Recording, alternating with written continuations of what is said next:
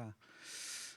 제가 신학교 2학년 때 있었던 일인데요. 제 친한 친구 중에 한 명이 신학부 임원이 되면서 덩달아 신학회 일을 하게 되었습니다. 체프를 섬기게 된 건데 매주 한 번씩 모여서 체프 찬양을 연습하고 함께 기도하는 시간을 갖죠. 그래서 그날도 찬양 연습을 마치고 선후배들과 함께 모여서 이렇게 둥그렇게 둘러 앉아서 체프를 위해서 기도하는 시간을 가졌습니다. 굉장히 열정적으로 기도했던 기억이 나는데 이제 마칠 시간이 됐죠. 그러자 이제 평소 때와 같이 그 찬양팀의 리더 선배께서 다 같이 주기도문 하심으로 모든 분을 마치겠습니다라고 했던 거예요. 그러니까 평소 때에는 자연스럽게 주기도문을 암송하고 모임을 마쳤으면 됐는데 그날은 아무도 주기도문을 시작을 하지가 않는 거예요. 그래서 침묵이 이어졌습니다.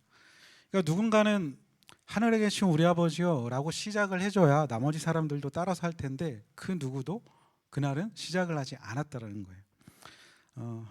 후배된 입장에서는 아니 어떻게 선배가 있는데 후배가 먼저 시작을 할 수 있겠어? 라는 마음이 있었던 거고, 나중에 알고 봤더니 선배들은 그러한 생각을 가지고 있었던 후배들이 좀 못마땅했다고 합니다. 늘 그래 왔는데 오늘만큼은 후배들 중에서 누군가가 좀 시작을 해주기를 바랬던 거죠.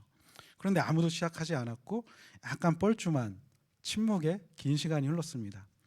더 이상 안 되겠는지 제 건너편에 앉아 있었던 한 선배가 한숨을 푹 쉬면서 입을 열기 시작했습니다. 에휴, 전능하사 천지를 만드신 하나님 아버지를 의미해서 주기도문을 외우자 했는데 사도신경을 외웠던 거죠. 유대교에서는 모임을 마칠 때 암송하는 카디시라는 짧은 기도문이 있습니다. 초기 기독교인들도 유대교 출신이었기 때문에 그들의 모임 중에서도 자연스럽게 카디시라는 그 기도문을 암송했던 거죠. 그렇지만 점차적으로 기독교와 유대교가 분리되면서 더 이상 카디시가 아닌 이 기독교인들은 주님께서 가르쳐 주신 기도인 주기도문을 암송하게 되었습니다. 그것이 지금까지 교회 전통으로 이어지게 된 거죠. 교회 역사 가운데 정말 수많은 믿음의 선진들께서 이 주기도문이 기독교 신앙 가운데 얼마나 중요한 건지에 대해서 말씀을 이야기를 나눴습니다. 대표적으로 몇몇 사람을 살펴보면 4세기의 교부 아우구스티누스는 당신이 제대로 기도하고 있다면 기도 중에 무엇을 말하든 이미 주기도문 안에 담긴 것을 말하는 셈이다라고 이야기를 했습니다. 그러니까 우리가 주기도문을 제대로 이해하고 주기도문 그 가르침 안에서 기도한다면 우리가 주기도문이 아닌 다른 내용으로 자유롭게 기도를 할지라도 우리는 하나님의 뜻 가운데 하나님의 뜻대로 기도를 하게 된다라는 거죠.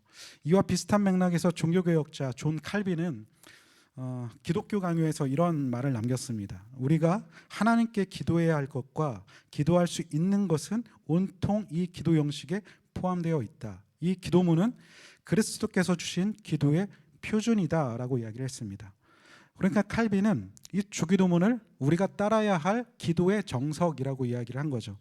그리고 중세신학자 토마스 아퀴나스는 가장 완전한 기도가 주기도문이다라고 했죠. 그리고 오늘 우리 시대를 함께 살아가고 있는 우리 시대의 기독교 영상가로 알려져 있는 리처드 포스터 목사님은 주기도문은 모든 기도 가운데 가장 훌륭한 기도이다. 어떤 것도 주기도문의 능력과 권위에 견줄 수 없다라고 이야기를 했습니다. 그러니까 이 주기도문은 초기 교회부터 동방교회, 서방교회, 중세 종교개혁자 그리고 오늘날에 이르기까지 언제나 기독교 신앙의 핵심 중의 핵심이었다라는 거죠. 그렇지만 역사적으로 볼 때 이 주기도문은 가장 오용되어 온 것 가운데 하나라고 할 수 있습니다. 주기도문에서 기도가 빠지면 무엇이 되죠? 주문이 됩니다.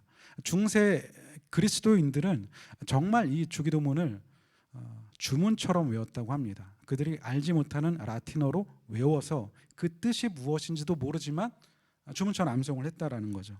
그래서 종교개혁자 마틴 루터는 역사상 가장 끔찍한 순교자가 바로 주기도문이다라고 이야기를 하면서 그 당시 주기도문을 오용하고 있는 당시 교회의 현실을 비판하기도 했던 거죠. 오늘 우리 하나교회는 예배 시간에 주기도문을 암송하는 시간이 없죠. 그렇기 때문에 어쩌면 주기도문이 친숙하지 않은 분들이 계실 수 있겠다. 더욱이 A존 청년대학부는 더욱더 그럴 수 있겠다라는 생각을 하게 되었습니다. 그렇지만 오늘날 한국교회, 전 세계 교회, 대부분의 교회들은 예배나 모임을 마치는 기도문으로 주기도문을 사용하고 있죠. 주기도문 설교를 준비하면서 한 가지 제 안에 좀 점검해 보고 싶었던 것은 우리는 이 주기도문을 진정한 의미를 모른 채 그냥 읊조리고 있는 것은 아닐까? 그래서 형식적으로만 사용되고 있는 것은 아닐까? 아니면 이 주기도문에 대한 관심조차 없는 것은 아닐까라는 이것에 대해서 좀 조심스럽게 점검해 보면 좋겠다는 생각이었습니다. 만약 우리가 아무런 의미 없이 형식적으로 주기도문을 읊조리고 있는 것이라면 주기도문은 암송되지만 주님의 기도는 전혀 들어지지 않고 있다라고 할 수 있겠죠. 만약 우리가 주기도문에 대한 관심조차 없다라고 한다면 너희는 이렇게 기도하라 라고 말씀하신 그 예수님의 말씀을 따르지 않는 것이라고 할 수 있을 것 같습니다. 오늘을 시작으로 몇 차례에 걸쳐서 주기도문 강해를 하려고 합니다. 주기도문의 구조와 배경과 한 문장, 한 단어 안에 담겨져 있는 그 의미가 무엇인지를 살펴보면서 예수님께서는 왜 우리에게 이 기도를 가르쳐 주셨을까? 우리는 왜 이 기도를 가지고 기도를 해야 하는가? 또 이 기도로 주기도문으로 기도를 한다는 것은 무엇이며 어떻게 할 수 있는가에 대해서 말씀을 나누려고 합니다. 오늘은 주기도문 강의 첫 시간이죠. 그래서 개론적인 말씀을 좀 나누려고 합니다. 주기도문의 내용이 무엇인지 살펴보기에 앞서 주님께서 가르쳐 주신 이 기도는 어떤 특징을 가지고 있고 그리고 왜 중요한가에 대해서 세 가지로 말씀을 나누고자 합니다. 오늘 설교 본문 말씀은 마태복음 6장 9절부터 13절인데요. 개역개정 말씀으로 함께 보도록 하겠습니다. 함께 볼까요? 시작. 그러므로 너희는 이렇게 기도하라. 하늘에 계신 우리 아버지여, 이름이 거룩히 여김을 받으시오며 나라가 임하옵시며 뜻이 하늘에서 이루어진 것 같이 땅에서도 이루어지리이다. 오늘 우리에게 일용할 양식을 주시옵고 우리가 우리에게 죄 지은 자를 사하여 준 것 같이 우리의 죄를 사하여 주옵시고 우리를 시험에 들게 하지 마옵시고 다만 악에서 구하옵소서. 나라와 권세와 영광이 아버지께 영원히 있사옵나이다. 아멘. 먼저 9절 말씀을 보게 되면 예수님께서 이 기도를 가르쳐 주시기 전에 이렇게 말씀하시죠. 그러므로 너희는 이렇게 기도하라. 이렇게 말씀하신 후에 하늘에 계신 우리 아버지여로 시작되는 주기도문을 알려주십니다. 이 문장 그러므로 너희는 이렇게 기도하라를 헬라어 순서대로 번역을 하게 되면 이런 순서를 갖게 됩니다. 이와 같이 그러므로 기도하라 너희는 이라는 순서가 되죠. 그러니까 주어인 너희는이 문장 맨 마지막에 위치하게 됩니다. 그런데 이 너희는 이라는 말이 없어도 뜻이 통하죠. 명령문에서는 굳이 주어가 없어도 그 의미가 충분히 발휘될 수 있기 때문에 여기 문장 맨 마지막에 덧붙여진 너희는은 강조의 의도가 있는 것을 보게 됩니다. 더욱이 기도하라에 해당하는 헬라어 단어가 프로스케테스라는 단어인데 이 프로스케테스라는 동사 안에는 이미 너희라는 의미가 포함되어 있습니다. 그러니까 이 뜻을 살려서 다시 한번 문자적으로 번역을 하게 되면 이런 순서가 되는 거죠. 이와 같이 그러므로 너희는 기도하라 너희는 이라는 뜻이 됩니다. 그러니까 주어인 너희는이 두 번이나 반복되고 또 문장 맨 마지막에 덧붙여지면서 이 문장에서 강조되는 것은 너희라는 대상입니다. 너희. 그러니까 이 주기도문은 너희라는 대상, 너희는 이라는 그 대상에게 주어진 기도, 허락된 기도라는 거죠. 그러니까 아무나 할 수 있는 기도가 아니라 너희라는 그 특별한 대상만이 들을 수 있는, 할 수 있는 기도가 주기도문이다라는 겁니다. 그렇기 때문에 이 너희는 이라는 말에는 구별됨이라는 의미가 포함되어 있는 거죠. 너희는 특별한 백성이므로 이렇게 기도하라 라고 말씀을 합니다. 그렇기 때문에 이 주기도문은 너희가 누구인지, 너희라는 그 존재에 대한 분명한 인식이 있어야만, 그 정체성이 있어야만 드릴 수 있는 기도라는 겁니다. 자, 그러면은 성경에서는 너희라는 존재에 대해서 뭐라고 말씀하실까요? 대표적으로 두 구절을 살펴보겠습니다. 구약에서 한 구절, 신약에서 한 구절. 먼저 구약 성경에서는 레위기 18장 1절에서 4절 말씀을 함께 보도록 하겠습니다. 함께 읽을까요? 시작. 주님께서 모세에게 말씀하셨다. 너는 이스라엘 자손에게 말하여라. 그들에게 이렇게 일러라. 내가 주 너희의 하나님이다. 너희는 너희가 살던 이집트 땅의 풍속도 따르지 말고 이제 내가 이끌고 갈 땅 가나안의 풍속도 따르지 말아라. 너희는 그들의 규례를 따라 살지 말아라. 그리고 너희는 내가 명한 법도를 따르고 내가 세운 규례를 따라 살아라. 내가 주 너희의 하나님이다. 이 말씀을 보게 되면은 언뜻 보아도 반복적으로 나오는 표현이 있습니다. 따르지 말고, 따르지 말아라, 따라 살지 말아라, 따르고 따라 살아라 라는 표현이죠. 하나님은 너희는, 즉 하나님의 백성 이스라엘 백성들을 향하여서 이집트와 가나안으로 대표되는 세상의 길을 따르지 말고 내가 말하는 것, 나의 길을 따라 살아라 라고 말씀하고 있는 거죠. 왜일까요? 왜 너희라는 이 존재는 세상이 아닌 하나님의 길을 따라 살아야 되는 것인가? 레위기 19장 2절을 보면 이렇게 말씀하죠. 너희의 하나님인 나 주가 거룩하니 너희도 거룩해야 한다. 그러니까 너희라는 존재가 세상의 길이 아닌 하나님의 길을 따라 살아야 하는 것은 너희라는 존재가 특별해서가 아니라 너희를 부르신 하나님이 특별하신 분이기 때문에 너희들은 이렇게 살아야 된다라는 거죠.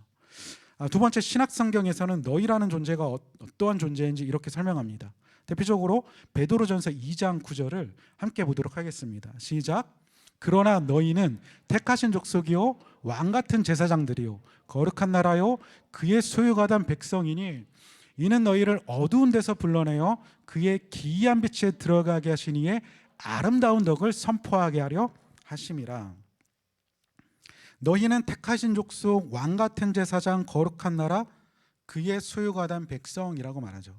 여기서 먼저 택하신 족속은 하나님의 은혜로운 선택이 있었음을 알려줍니다. 베드로전서 1장 2절과 에베소서 1장 4절에서 말씀하시는 것과 같이 너희라는 존재는 하나님에 의해서 택하심 받은 자들, 하나님에 의해서 선택받은 자들이라는 거죠. 너희라는 존재는 하나님에 의해 선택된 사람들입니다. 두 번째, 왕 같은 제사장은 너희라는 존재의 그 사명이 무엇인지를 보여줍니다. 어떻게 살아야 하는지를 보여주는 거죠.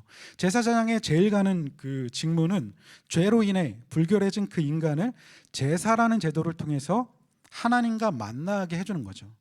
하나님은 왕 같은 제사장인 너희라는 존재를 통해서 하나님의 진리가 선포되게 하시는 거고 예수 그리스도가 누구인지를 어떠한 분인지를 알게 하시는 거죠. 그래서 이 세상은 너희라는 존재를 통해서 하나님께 돌아오게 됩니다. 거룩한 나라라는 표현에서 너희라는 존재는 구별된 존재라는 것을 알게 됩니다. 거룩함은 구별됨을 의미하죠. 하나님께 바쳐진 것으로서의 구별됨입니다.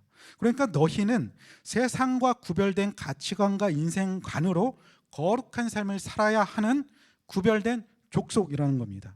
마지막, 소유된 백성이라는 표현에서 이 소유에 해당하는 헬라어의 히브리어 동치어가 세굴라라는 단어입니다. 이 세굴라는 값진 재산, 특별한 보물을 뜻하는 단어인데 이 단어가 신명기 6장 7절에서는 이렇게 쓰였습니다.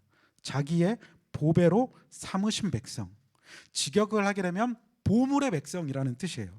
그러니까 너희가 소유된 백성이라고 하는 것은 너희라는 존재는 하나님께 보물 같은 존재라는 거예요. 너희는 택하신 족속, 왕같은 제사장, 거룩한 나라, 그의 소유가 된 백성입니다.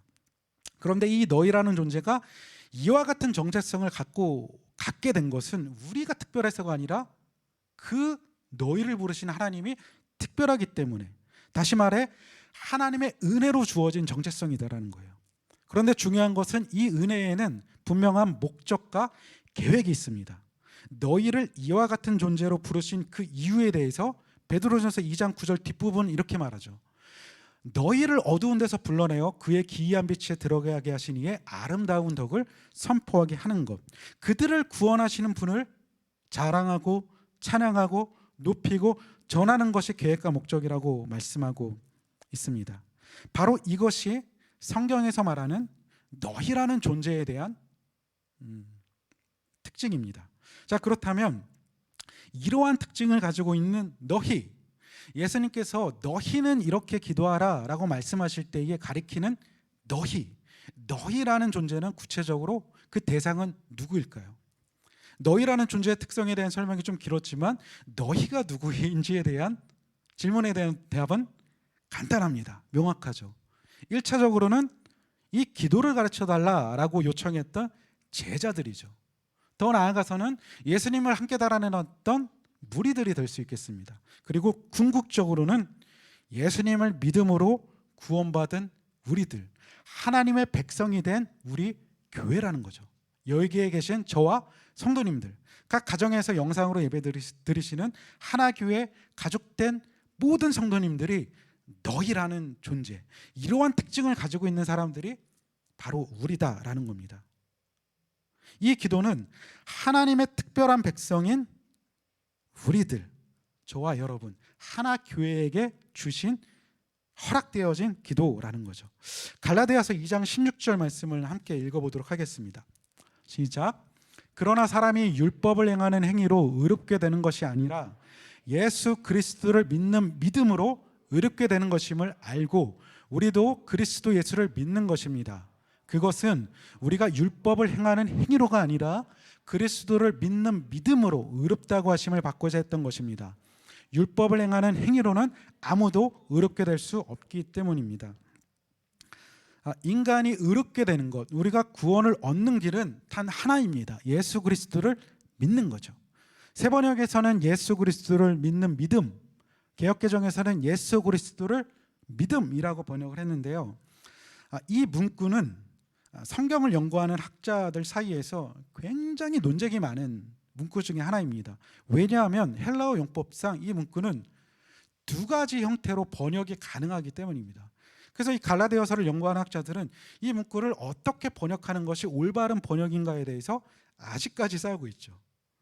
두 가지 번역으로 가능한 것이 목적격 소유격과 주격 소유격으로 번역이 가능합니다.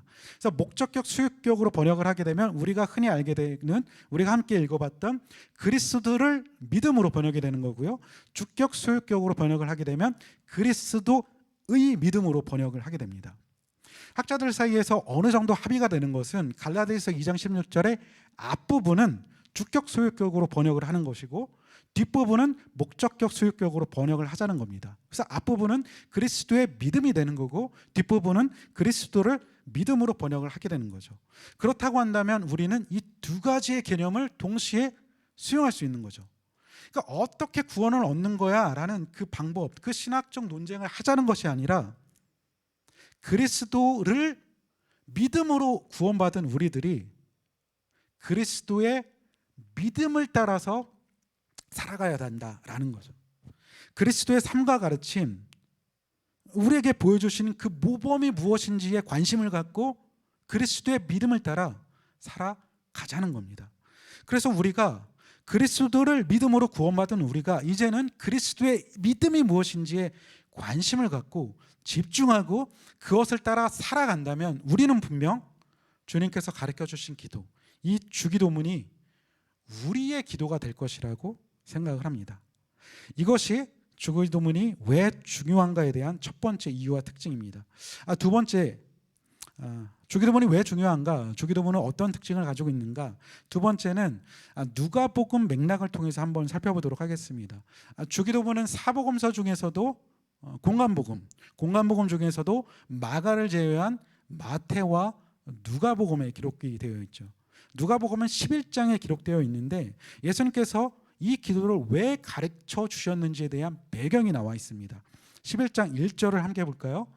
예수께서 한 곳에서 기도하시고 마치심에 제자 중 하나가 여짜오되 요한이 자기 제자들에게 기도를 가르친 것과 같이 우리에게도 가르쳐 주옵소서.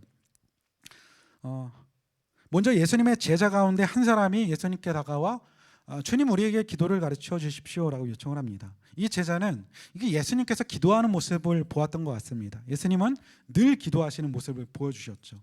그런데 이 제자는 예수님의 기도는 무언가 달라, 우리가 드렸던 기도하고는 본질적으로 무엇인가는 다르다라고 생각을 한 것 같습니다. 이 제자의 요청은 이런 거죠. 침례 요한도 그의 제자들에게 기도를 가르쳐 주었는데 이제 예수님도 우리들에게 기도를 가르쳐 주셔야 합니다라고 요청하는 거예요. 그 요청에 의해서 주기도문을 가르쳐 주신 거죠. 주기도문이 이렇게 탄생을 하게 됩니다. 그런데 이 구절에서 우리가 중요하게 봐야 될 문구가 있습니다. 주목해서 봐야 할 점이 있는데 예수님의 제자들이 이 질문을 했다라는 거예요. 이 부분이 중요합니다. 왜냐하면 예수님의 제자들은 유대인이었죠. 유대인들은 기도를 많이 하고 있었고 많이 알고 있었던, 기도로 태어나 기도로 자라 기도로 죽는 사람들입니다. 기도의 도사들이었던 거죠. 다시 말해 이 제자들은 기도가 무엇인지 몰라서, 기도를 어떻게 하는지 몰라서 기도를 가르쳐 주십시오라고 요청했던 것이 아니라는 겁니다. 예수님 당시 유대인들은 누구나 잘 알고 있는 여러 가지의 기도문들이 굉장히 많았습니다. 대표적인 두 가지의 기도가 아까 말씀드렸던 카데시라는 짧은 형태의 기도문이고, 두 번째는 테필라 혹은 세모레 에스레라고 하는 18번 축복 기도문이라는 게 있습니다. 이건 좀 깁니다. 카데시라는 기도문은 이들이 회당이나 모임을 마칠 때에 함께 암송하는 기도문이고, 18번 기도문은 이들에게 정해진 기도 시간, 하루 두세 번의 그 기도 시간에 낭송하도록 되어 있던 그 기도문이죠. 이 외에도 굉장히 많은 기도, 상황에 따라 드릴 수 있는 기도문들이, 정해져 있는 기도문들이 많았다라는 거예요. 그러므로 유대인들은 기도를 많이 알고 있었고 또 많이 하고 있었습니다. 그럼에도 불구하고 제자들은 예수님께 기도를 가르쳐 달라고 요청했던 거죠.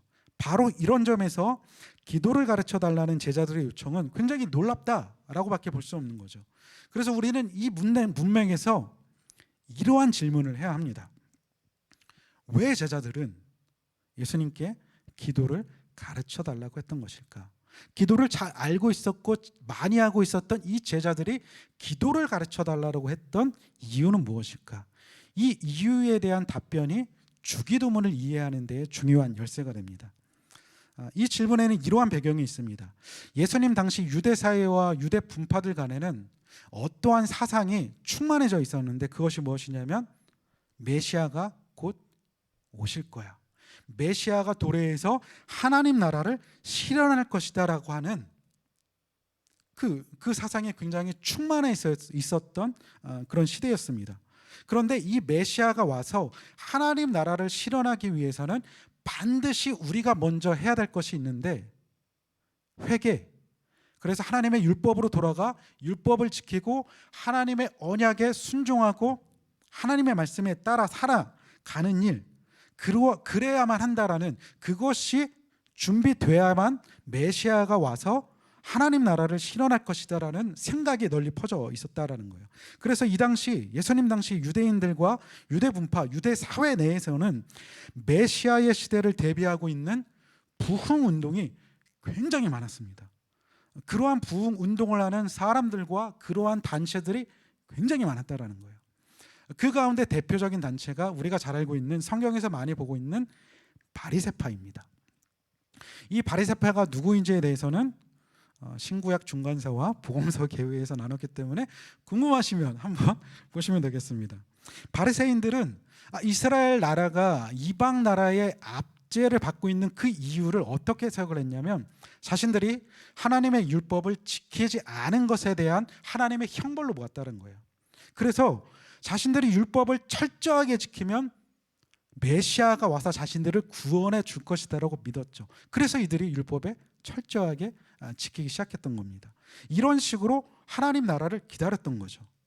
또 다른 운동이 있죠. 성경에 나와 있지 않지만 우리에게 잘 알려져 있는 에세네파라는 운동입니다. 이 에세네파는 사해사본 성경의 발견으로 인해서 굉장히 유명해진 공동체죠.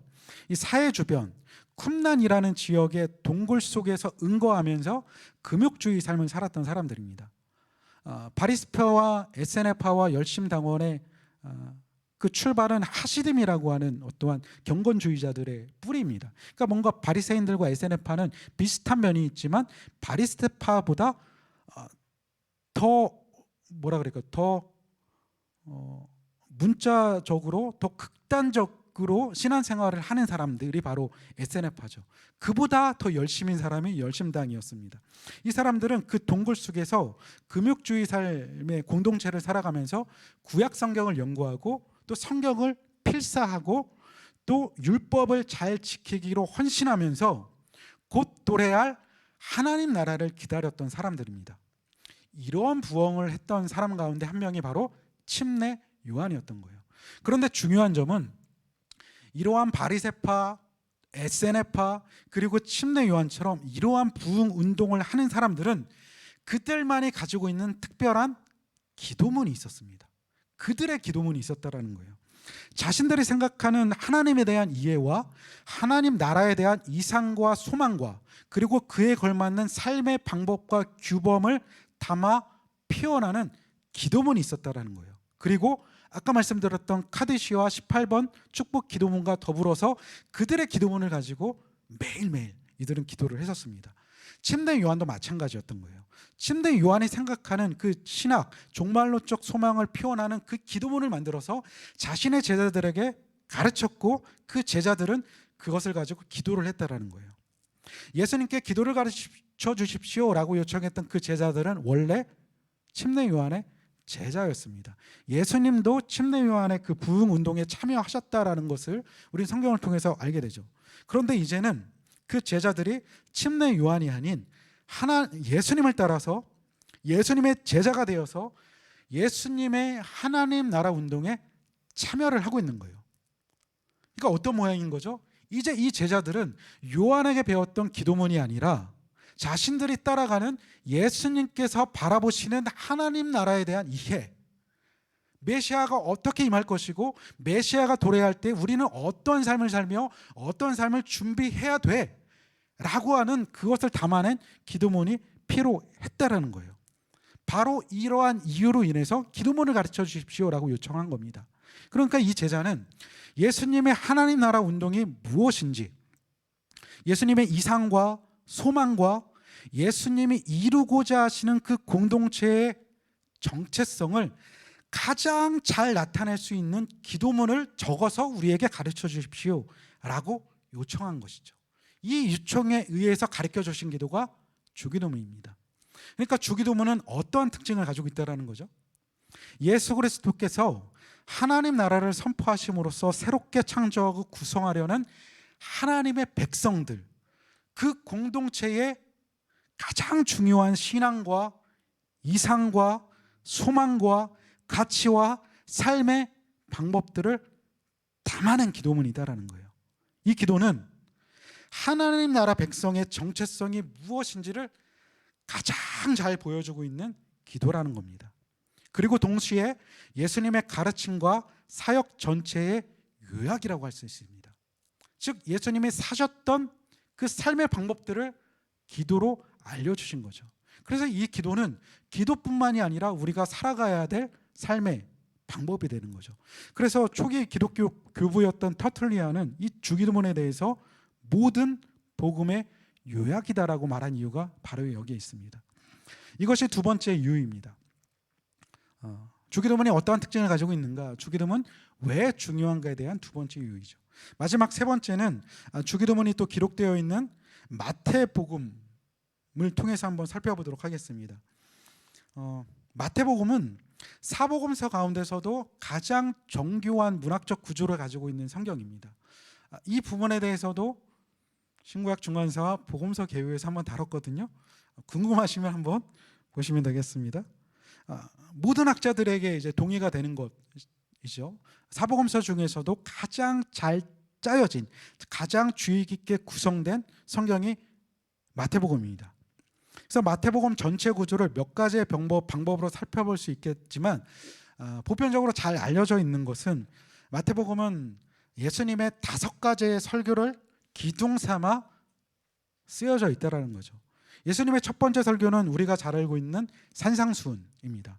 두 번째 설교는 전도에 관한 설교이고요. 세 번째는 천국에 관한 설교, 네 번째는 교회에 관한 설교, 다섯 번째는 종말에 관한 설교입니다. 마태복음은 이 5가지 설교를 중심으로 쓰여져 있습니다.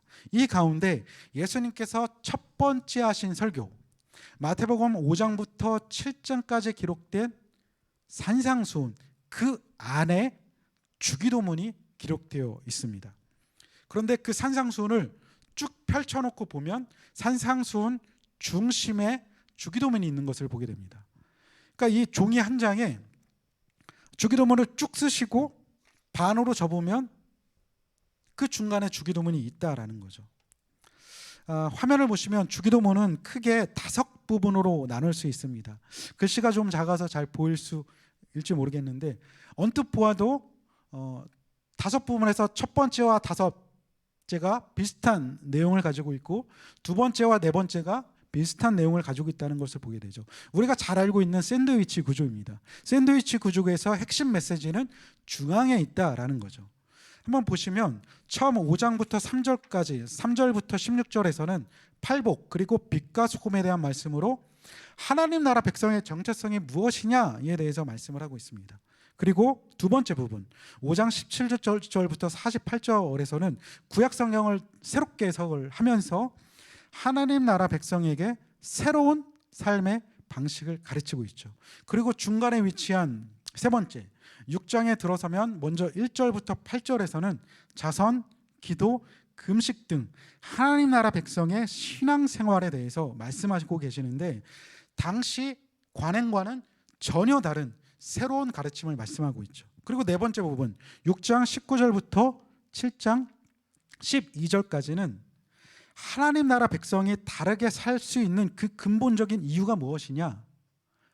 그것은 하나님을 신뢰하는 것이다. 예를 들어 돈을 의지 않고 하나님을 의지하는 것이 그 비밀이다 라는 가르침을 하고 있죠. 다섯 번째 부분은 7장 13절부터 29절에서는 하나님 나라 백성이라면 반드시 열매와 표지를 갖게 될 것이다 라고 말씀하고 있습니다. 간단하게 정리하면 산상수훈의 핵심은 신앙생활에 대한 이야기가 들어가 있습니다. 그리고 그것의 앞뒤로 새로운 삶의 방식과 그 근원에 대한 이야기를 하고 있죠. 그리고 그 바깥으로 하나님 나라 백성의 정체성과 그 표지가 무엇인지를 이야기합니다. 이러한 표를 보게 될 때 산상수훈의 중심에는 하나님 나라 백성의 신앙생활에 대한 가르침이 있다는 것을 보게 되죠. 그런데 저 한가운데 위치한 신앙생활을 자세히 들여다보면 다시 세 부분으로 나눠지게 됩니다. 자선, 기도, 금식이라는 부분으로 나눠지게 되죠. 신앙생활 중에서도 가장 중심에 있는 것이 기도라는 겁니다. 그런데 저 기도 부분을 말하고 있는 부분을 다시 한번 자세히 보게 되면 또 세 가지로 나눠지게 됩니다. 첫 번째는 잘못된 기도가 무엇인지 말하는 5절에서 8절. 두 번째 주기도문이 등장하는 9절에서 13절. 그리고 주기도문에서 다루고 있었던 용서에 대한 가르침을 다시 언급하는 14절에서 15절. 기도에 대한 가르침 중에서도 중심에 주기도문이 위치하고 있는 것을 보게 됩니다. 이 표를 정리하면 마태복음 5장부터 7장까지 기록된 산상수훈은 5가지 부분으로 나눠지는데 그 중심에는 하나님 나라 백성의 신앙생활이 무엇인지에 대한 가르침이 들어가 있습니다. 그리고 그 신앙생활 중심에는 기도가 자리 잡고 있죠.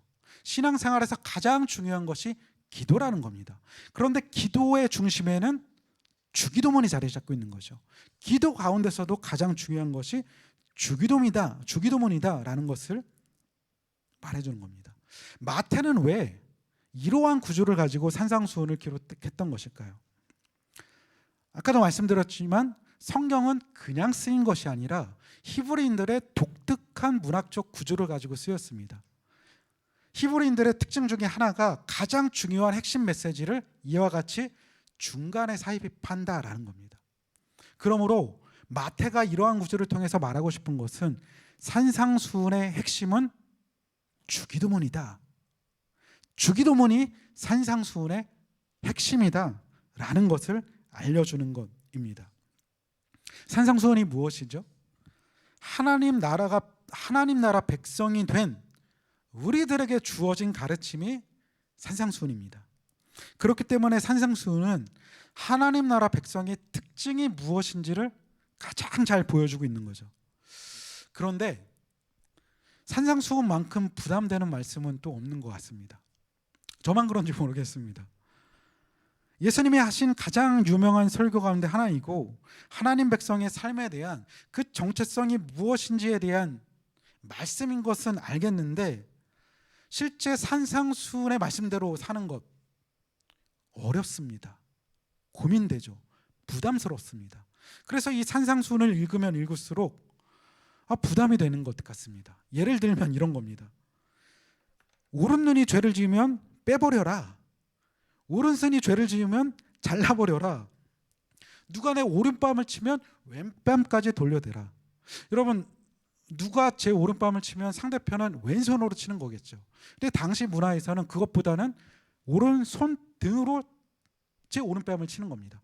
손바닥으로 때리는 것보다 더 기분 나쁜 것, 손등으로 치켜 세우는 거죠. 엄청난 수치와 모욕입니다. 그럼에도 불구하고 예수님은 왼뺨까지 돌려대라 라고 말하는 거죠. 속옷을 달라 하면 겉옷까지 줘라. 억지로 오리를 가고자 얻은 심리까지 같이 가줘라. 원수를 사랑하라. 너무 부담이 됩니다. 어떻게 이러한 삶을 살 수 있지? 이 세상 속에서 우리가 정말 이 삶을 살 수 있을까? 더욱이 교회가 세상으로부터 지탄의 대상이 된 이 현실 가운데 우리는 이와 같은 예수님의 이 산상수훈의 삶을 살 수 있을까 고민된다라는 거죠. 그런데 마태는 그 삶의 비결이 주기도문에 있다라고 말하고 있는 거죠. 마태는 이러한 구조를 통해서 산상수훈의 핵심은 주기도문에 있고, 이 주기도문이 우리로 하여금 산상수훈을 살아내는 일의 중심에 있음을 말해주고 있습니다. 어쩌면 이 주기도문은 산상수훈의 삶을 살 수 있는 비결, 힘이 되는 기도인지도 모르겠습니다. 자, 지금까지의 말씀 세 가지를 한번 정리해 보겠습니다.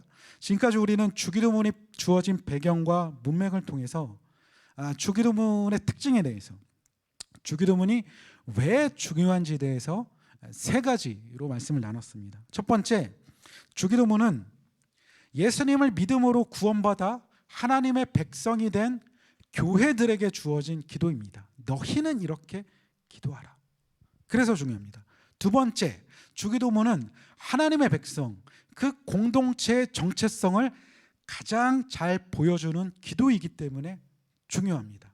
세 번째, 주기도문은 하나님의 백성들에게 주어진 산상수훈의 핵심이고, 그 산상수훈의 삶을 살아내는 일의 중심에 있는 기도이기 때문에 중요합니다. 자, 이제 말씀을 마치도록 하겠습니다. 예배팀 준비해 주시고요.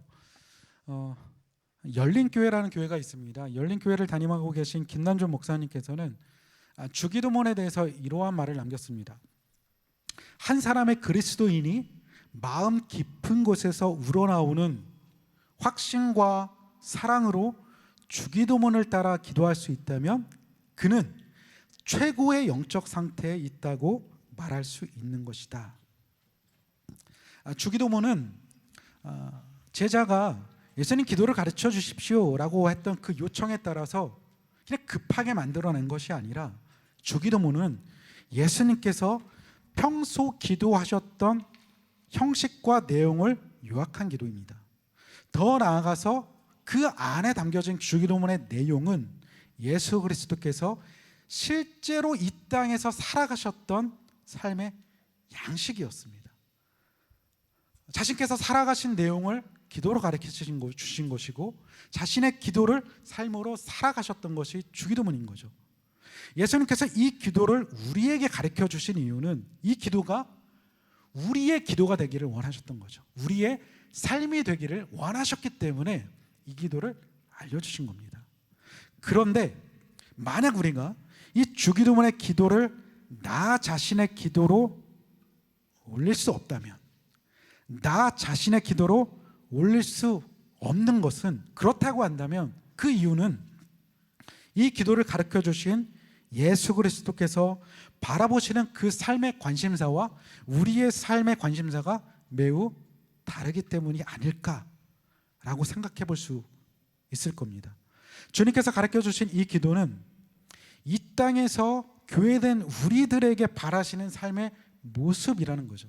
그러니까 이 기도는 하나님 나라 백성인 우리들의 정체성과 성격, 그리고 우리가 사랑하며 추구해야 할 삶의 가치가 무엇인지를 보여준다라는 겁니다. 그렇기 때문에 하나님의 마음에 가장 큰 기쁨을 드리는 우리 신앙인의 삶의 모습은 어쩌면 주기도문의 삶을, 이 주기도문의 삶을 살아가는 신앙의 모습인지도 모르겠습니다. 주기도문 설교를 준비하면서 제 안에 부담으로 다가왔던 몇 가지의 것들이 있습니다. 몇 가지의 것들 많습니다. 그런데 그 중에 한 가지는 주기도문 설교를 하면서 어찌 기도에 소홀할 수 있겠는가라는 부담감이었습니다. 물론 기도하는 삶을 살고 있습니다. 기도를 안 하기 때문에 들어왔던 부담감이 아니라 이전보다 더 많은 시간, 더 바르고 더 정직하게, 그리고 하나님의 뜻에 합당한 기도를 드리고 싶다라는 그 결정에서 비롯된 부담감입니다. 그리고 이 부담감이 앞으로 진행될 주기도문 설교의 목표이기도 합니다. 우리 모두가 기도하는 삶을 살자라는 겁니다. 우리 성도님들께서 기도를 하시지 않기 때문에 드리는 말씀이 아닙니다. 이 시간을 통해서 우리의 기도를 한 번 더 점검해보고 생각해보고, 그리고 실제 기도의 자리로 나아가 힘써 기도하고, 또한 우리의 기도가 예수님이 가르쳐 주신 기도에 조금 더 가까워지고, 그리고 그 기도와 같은 삶을 살아가자는 것, 이것이 주기도문 설교의 목표입니다. 앞으로 나누게 되겠지만 주기도문은 개인적인 기도를 넘어 공동체적인 기도를 가지고 있습니다. 너희는 우리에게 기도를 가르쳐 주십시오 라는 대답에 너희들은, 그리고 우리라는 단어가 한글 성경에는 6번 등장하는데 헬라어에서는 제가 정확히 기억은 안 나지만 총 9번인가 등장을 하게 됩니다. 이 기도는 공동체적 기도라는 겁니다. 즉 우리가 함께 기도함으로 실현시켜 나가야 할 기도라는 겁니다. 이 적용을 위해서 한 가지 숙제를 드리려고 합니다. 어렵지 않습니다. 그 숙제는 다시 읽어보실까요? 시작.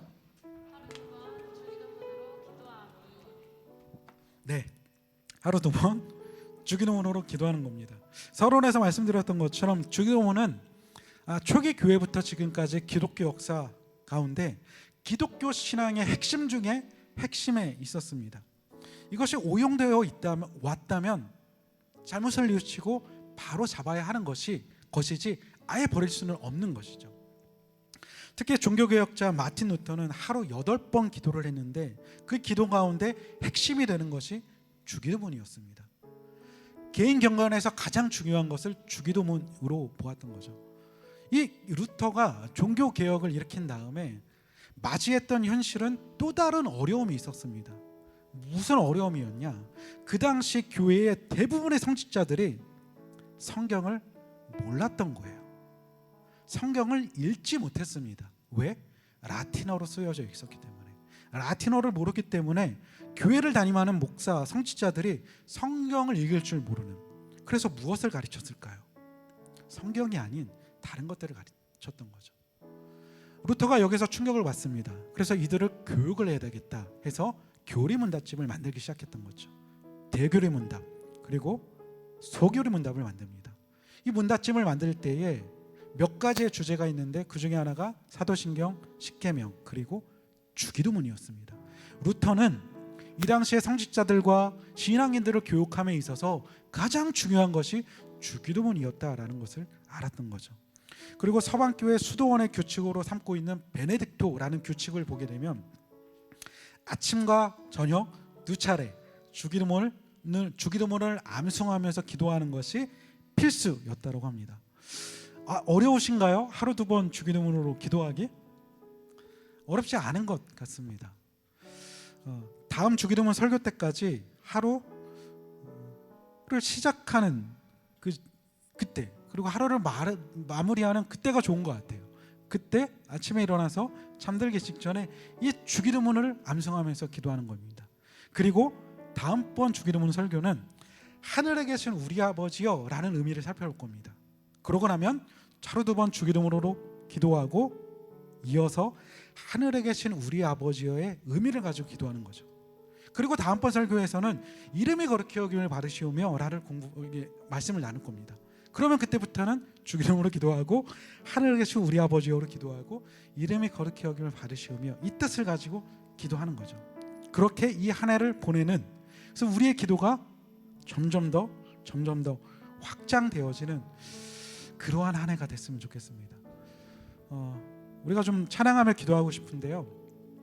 나중에도 말씀드리겠지만 주기도문은 하늘에 계신 우리 아버지여로 시작하는 부름으로 시작해서 하나님을 찬양하는 성령으로 끝납니다. 근데 그 중간에 6가지의 청원, 간구가 있는데요. 앞에 3가지는 하나님에 대한 간구, 뒤에 3가지는 우리에 대한 간구로 정확한 짝을 이룹니다. 하나님과의 관계, 이웃과의 관계, 하나님 사랑, 이웃 사랑을 담고 있는 것이 주기도문의 내용이다라는 거죠. 그래서 우리는 이 기도를 통해서 하나님이 우리의 기도를 통해서 어떻게 영광 받아 주시는지 기대했으면 좋겠습니다.